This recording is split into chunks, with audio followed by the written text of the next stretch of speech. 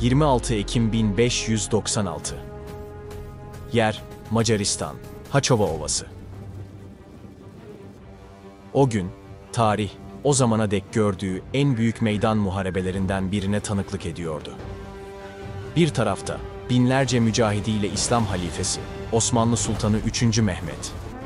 Diğer tarafta, Avusturya Arşidüklüğü orduları, 3. Maximilian komutasında. İki taraf, Haçova Ovası'nda kıyasıya bir savaşa tutuşmuştu. Ama bu kıyasıya mücadelede Avusturyalılar üstünlüğü ele geçirmişti. Sultan için geriye tek bir yol kalmıştı. Savaşarak ölmek ya da düşmana esir düşmek. Yeniçeriler son nefesine kadar sultanı teslim etmemek için çarpışıyordu. Ama ordunun kalanı dağılmış, umutlar tükenmişti. Yenilgi artık kaçınılmaz görünüyordu. Ve işte o an hiç kimsenin beklemediği bir gelişme, tüm savaşın kaderini değiştirdi.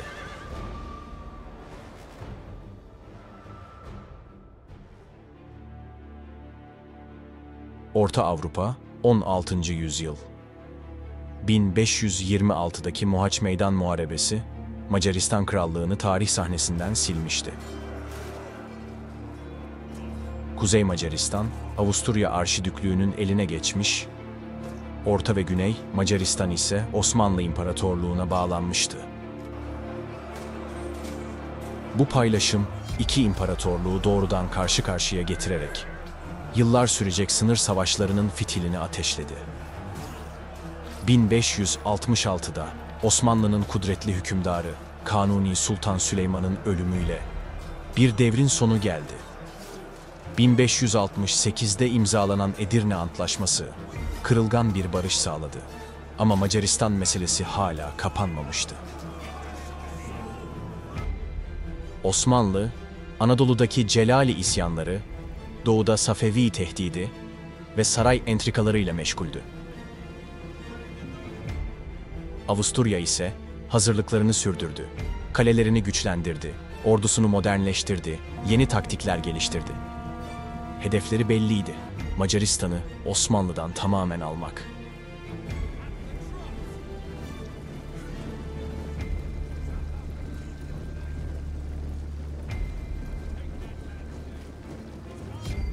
...1591'den itibaren Habsburg yanlısı, Uskokların Osmanlı topraklarına düzenlediği yağma ve akınlar bir krizin fitilini ateşledi.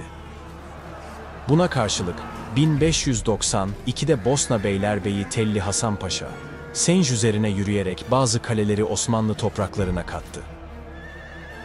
Ancak bu hamle, Avusturya'nın uzun süredir beklediği bahaneydi. Viyana, bunu fiilen bir savaş ilanı olarak gördü ve derhal hazırlıklara girişti. 1593'te Osmanlı ordusu yeniden harekete geçti. Telli Hasan Paşa daha büyük bir kuvvetle Sisak üzerine yürüdü. Ancak bu kez Osmanlı ordusu ağır bir bozguna uğradı. Ordunun büyük kısmı imha edildi ve Hasan Paşa da şehit düştü. Bu felaket Osmanlı'yı derinden sarstı ve artık iki taraf için de geri dönüşü olmayan bir dönemi başlattı. Tarihe Uzun Türk Savaşı olarak geçecek kanlı bir dönem başlamıştı.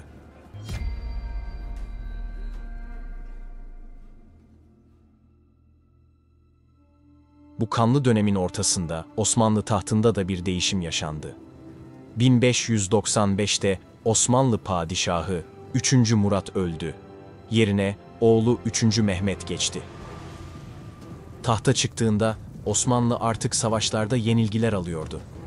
Moraller bozuk, ordunun itibarı sarsılmıştı ve yeni sultanın üzerinde büyük bir baskı vardı.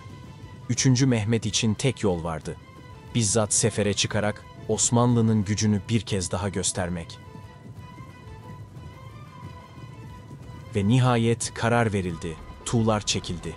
1596 yazında İstanbul'dan hareket eden Osmanlı ordusu Macaristan'a doğru ilerlemeye başladı. Yeniçeriler, atlı sipahiler, topçular ve azaplardan oluşan bu görkemli orduya Yolda Kırım Hanlığı'nın Tatar süvarileri de katıldı. Onların katılmasıyla Osmanlı ordusunun mevcudu 100.000'e ulaştı. Padişahın yanında Sadrazam Damat İbrahim Paşa ve onu sefere çıkmaya ikna eden Şeyhülislam Sunullah Efendi bulunuyordu. Osmanlı ordusu Balkanlar üzerinden Macaristan'ın içlerine doğru ilerledi. Sofya ve Belgrad üzerinden geçerek kuzeye yürüyen Osmanlı kuvvetleri önce Eğri Kalesi'ne yöneldi. Şiddetli bir kuşatmanın ardından kale düştü ve Osmanlı ordusu burada bir süre beklemeye başladı.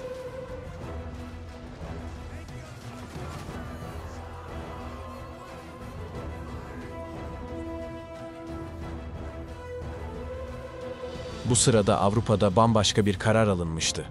Osmanlı'nın son yıllarda aldığı yenilgilerden cesaret bulan Avusturya, Osmanlı ile açık bir meydan muharebesine çıkmaya karar verdi.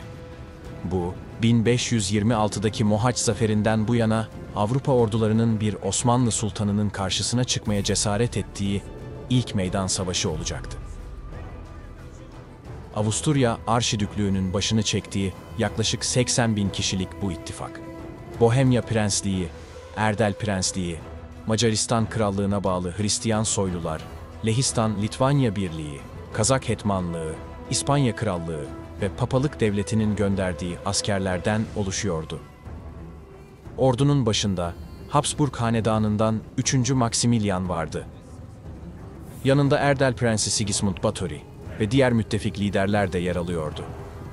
Avrupa'nın bu birleşik ordusu, Osmanlı'yı Macaristan'dan atmak için hazırlanmıştı.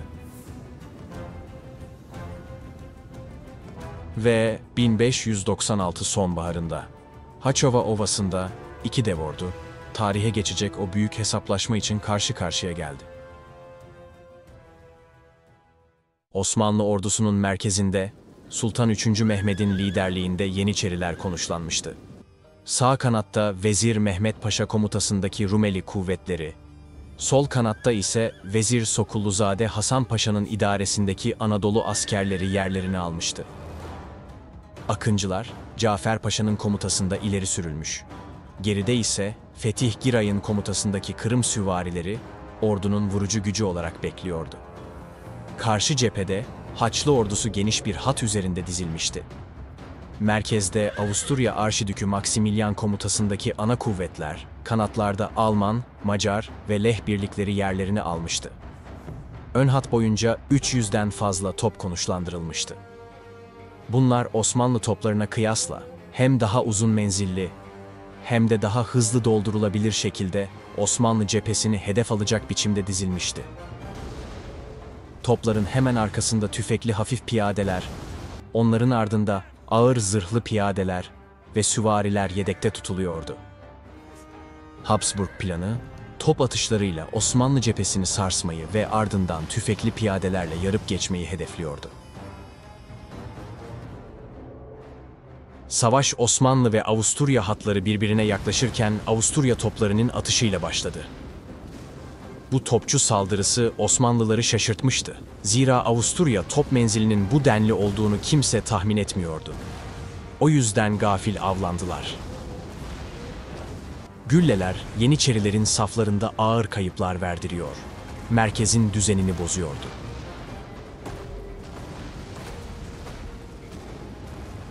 Bu bombardımanın hemen ardından tüfekli Avusturya piyadeleri hızlı bir manevrayla ilerledi ve Osmanlı merkezine hücum etti.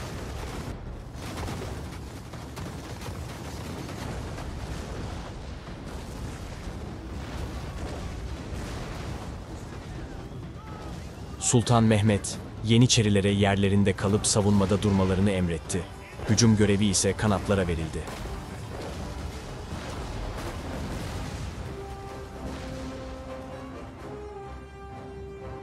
Osmanlı sağ kanadındaki Rumeli askerleri ve sol kanattaki Anadolu birlikleri aynı anda ileri atılarak Haçlı kanatlarına yüklenmeye başladı. Meydanın iki yanında kıyasıya bir mücadele başladı. Ancak Haçlıların toplarla desteklenen tüfekli hatları ve ağır zırhlı piyadeleri Osmanlı kanatlarının ilerlemesini durdurmayı başardı. Hücum yavaşladı. Osmanlı kanatları beklediği sonucu alamadı.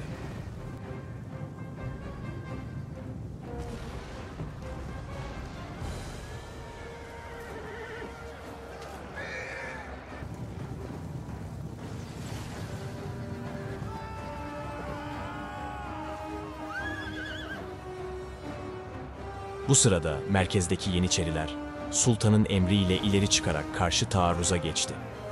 Ancak Haçlı toplarının ve tüfekli piyadelerin yoğun ateşi karşısında Yeniçeri hücumu kısa sürede duraksadı. Ancak ilerleyip topyekün mücadeleye giriştiler.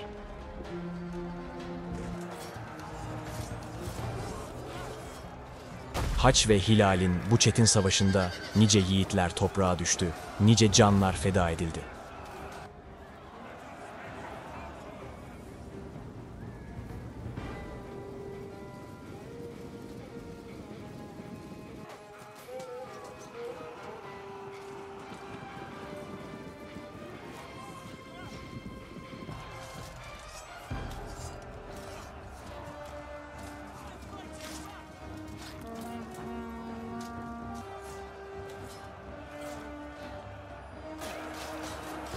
Ancak üstün ateş gücüyle Birleşik Avrupa ordusu çatışmalardan üstün çıktı.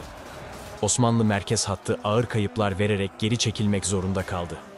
Kanatlardaki Osmanlı askerleri de tutunamayarak mevzilerini terk etti.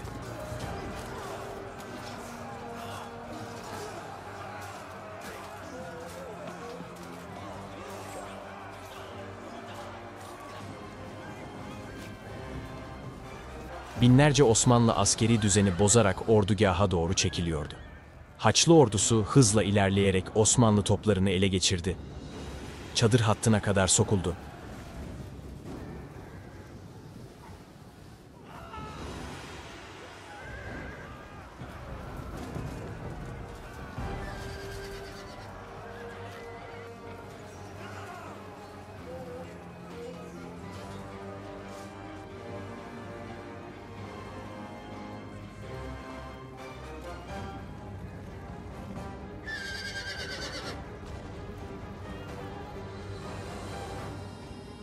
Ordugah artık düşman tehdidi altındaydı. Osmanlı ordusu büyük bir bozgun havasına girmişti. Sultan Mehmet otağına çekilmiş, hocası Saadettin Efendi ve komutanlarıyla istişare ediyordu. Divanda geri çekilme ihtimali konuşulurken, sultanın otağı terk etmesi dahi önerildi. Ancak Saadettin Efendi, sultana metanet tavsiye ederek otağını terk etmemesini, ordunun moralinin ancak onun varlığıyla korunabileceğini söyledi. Sultan Mehmet hocasının bu uyarısı üzerine geri çekilmekten vazgeçti ve bulunduğu otağı terk etmedi.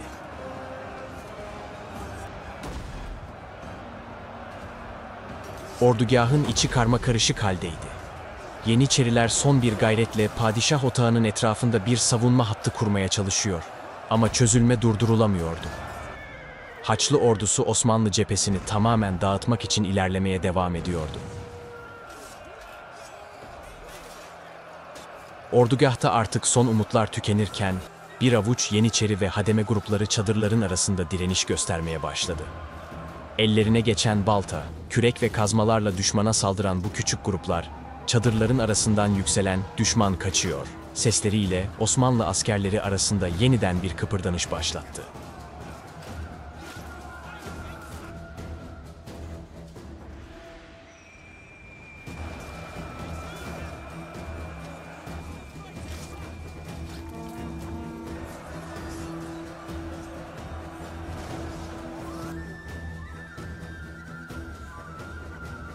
Kırım süvarileri atlarını yeniden düşman üzerine çevirdi.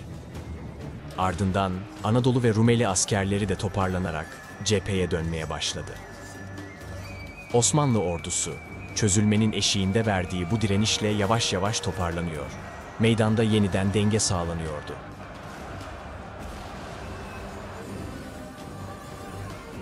Yeniçeriler padişah otağı çevresinde mevzilerini sağlamlaştırmış, Kırım süvarileri sağ kanattan Haçlı ordusunun üzerine yüklenmişti. Anadolu ve Rumeli askerleri de kanatlardan ileri atılarak hücuma katıldı. Haçlı ordusu bu beklenmedik karşı taarruz karşısında şaşkına döndü.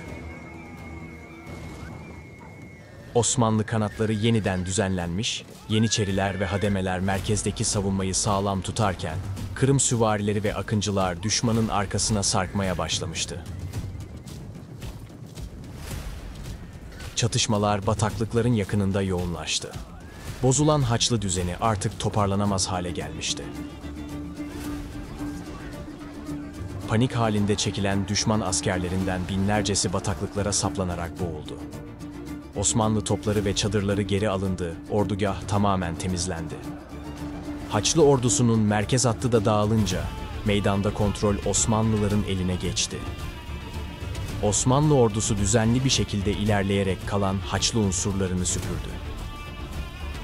Alan, yüzlerce Haçlı topu ve büyük miktarda ganimetle birlikte Osmanlı zaferiyle sonuçlandı.